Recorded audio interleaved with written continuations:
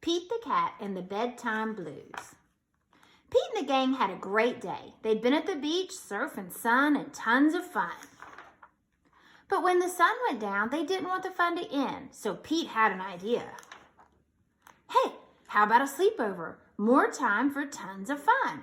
Groovy. Pete's place. Let's go. The party was far out, but they knew they couldn't stay up all night. The gang decided it was time to say goodnight. On went the pajamas and out went the light. Good night, Gus. Good night, Alligator. Good night, Toad. Good night, Pete. Pete was just about to catch some Z's when clap, clap, clap. Who did that? Pete asked. It was me, said Grumpy Toad.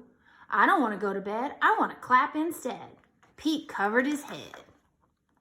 This cool cat needs to go to bed. Good night, Gus. Good night, Alligator. Good night, Toad. Good night, Pete.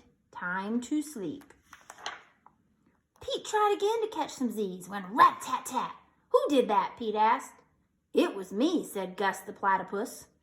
I don't want to go to bed. I want to jam instead. Pete covered his head. This cool cat needs to go to bed. It's time to sleep.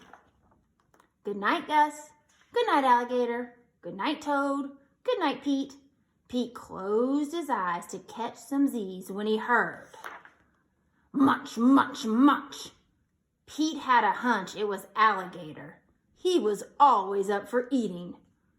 What could Pete do? All the clapping, rat-a-tat-tatting, and munching was giving him the bedtime blues. Pete had a groovy idea. He got out his favorite bedtime story and started to read, first to himself, then to the gang.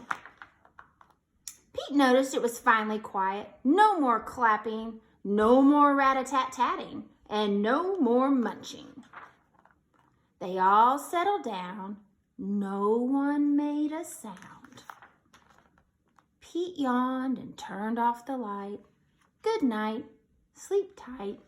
Time to catch some Z's. Tomorrow was another day for surfing, sun, and tons of fun. The end.